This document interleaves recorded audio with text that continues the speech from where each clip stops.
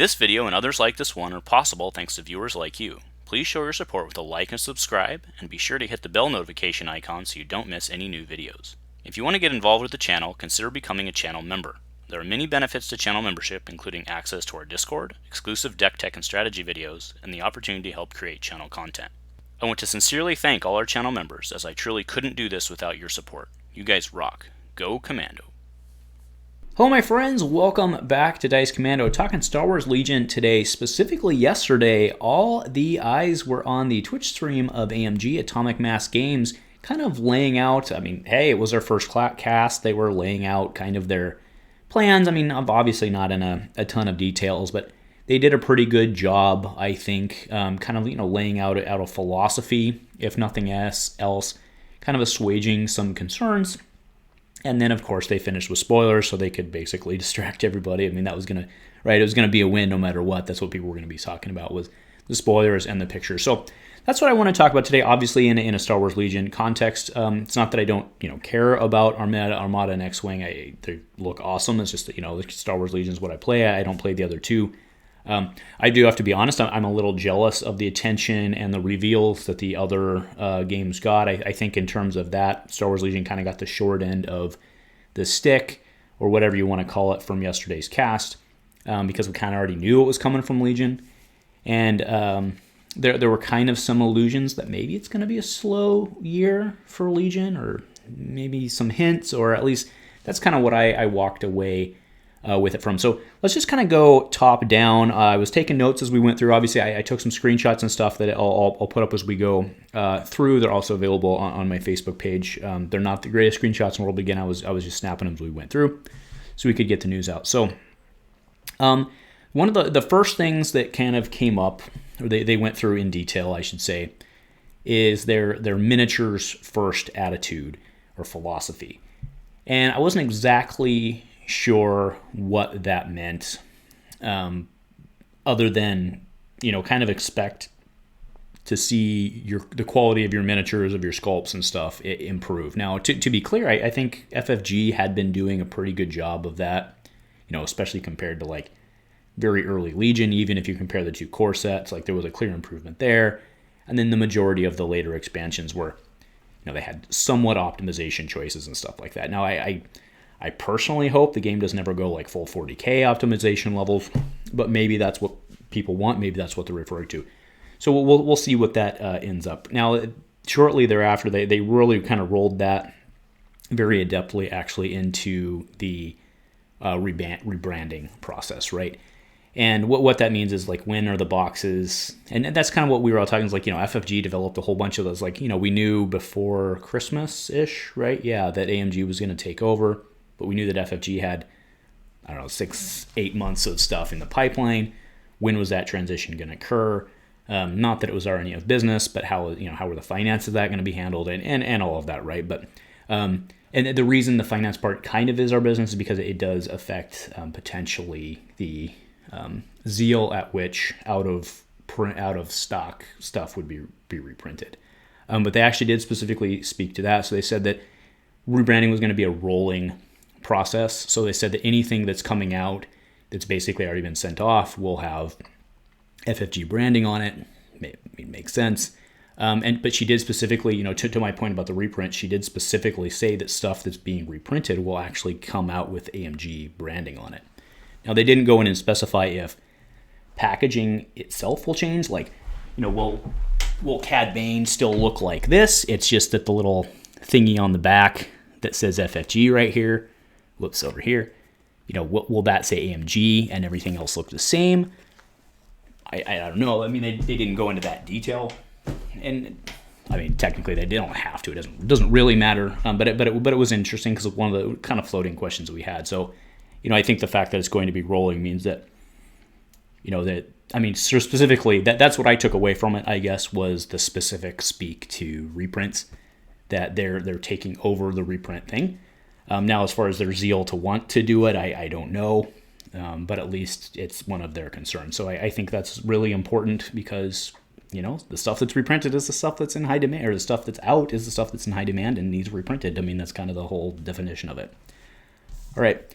The next thing was, they said, all social posts start immediately as AMG, kind of, right? So they said all social posts will immediately start as AMG, but in interim, FFG will still be posting. You'll still be seeing posts on the FFG site.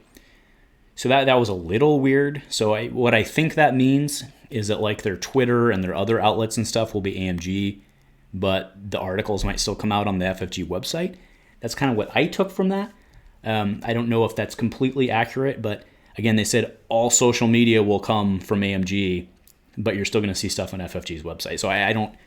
That one was a little confusing to me, or a little unclear to me. I think if I was in their position, I would have been a little less unclear. I would have been less unclear about that. I don't know if I could have been more clear, but either way, that's, again, that's not the huge deal. I mean, the internet is the internet, and when something hits, we're going to know about it within like 5 to 10 minutes anyway, so it's not a huge deal there. The huge news, in my opinion, was they were announced that there will be a live stream every Wednesdays and Fridays, every Wednesday and Friday at 1 p.m. for Star Wars. Now, part of me thinks that I misheard that or misunderstood that, because that seems like a pretty aggressive schedule. Yes, it did. Furthermore, there was a noon meeting today when I'm shooting this about competitive organized play. I haven't heard anything about that yet, so I don't know. They did say that there's going to be no Worlds for 2021.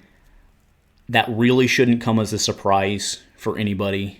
It just didn't make sense, because even if, like, let's say in a magical fairyland, like everybody gets their vaccine tomorrow and everything's fixed and everybody's happy, like even if they schedule it for like November, like there would have been no way to qualify for it except roll it. Well, I mean, I suppose you could have rolled everything over, but either way, I think it makes sense. I think most people aren't going to have a problem with that. But they did say that they're going to start, where it makes sense, they will start store level OP in the second half of the year. And then that led into a very interesting conversation about AMG's take on OP.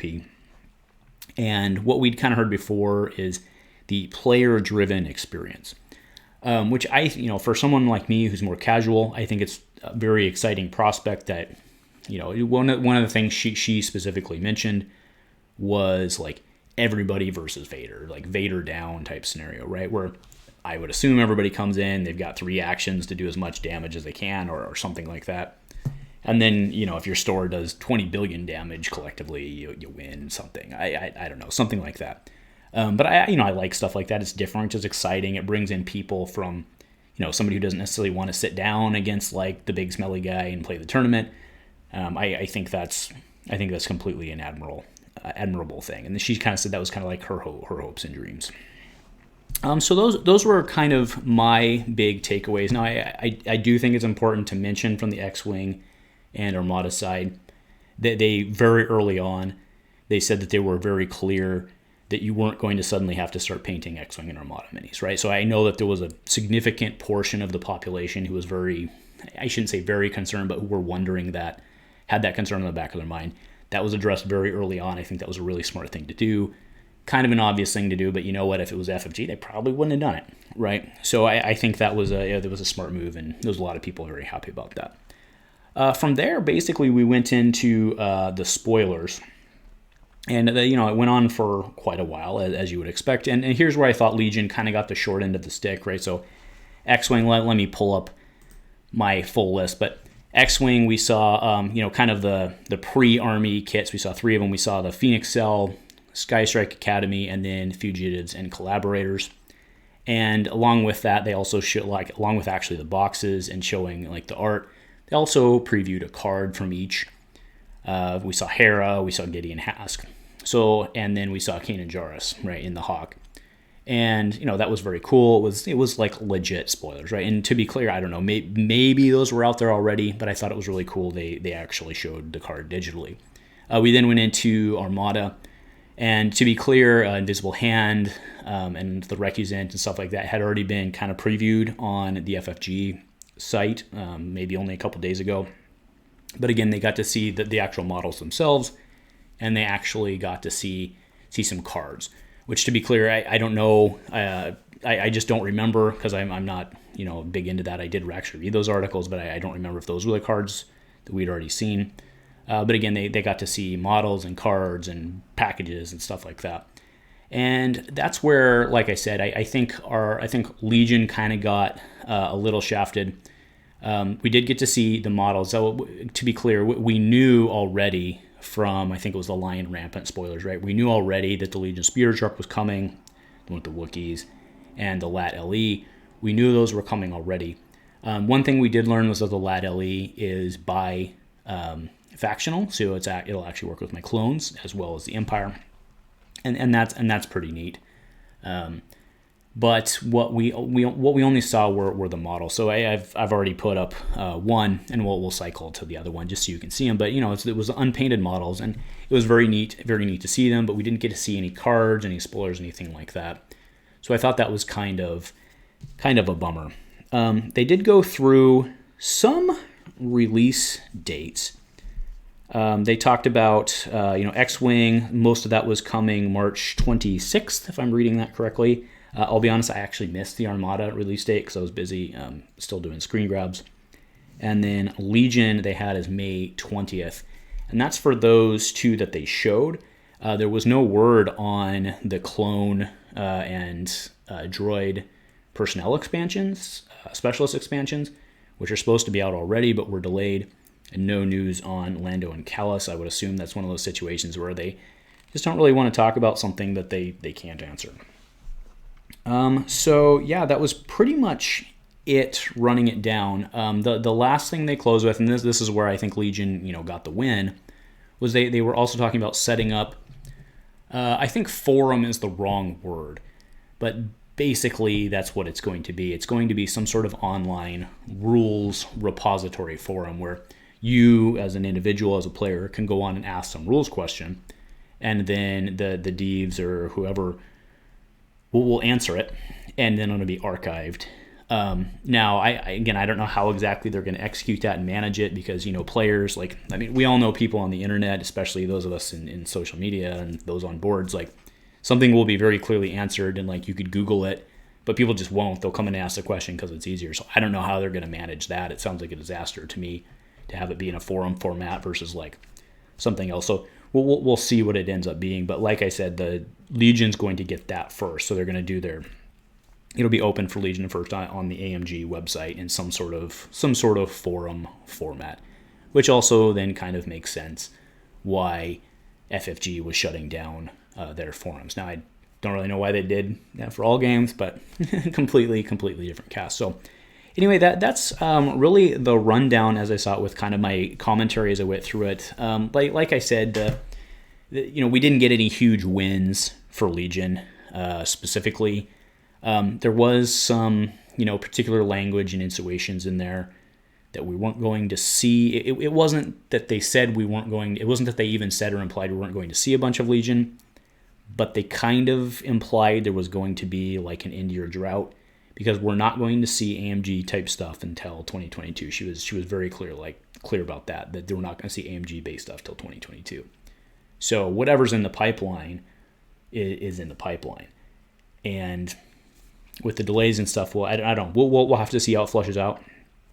I hope it flushes out better, but it could very well be a slow year for Legion, which, in the grand scheme of things might be okay.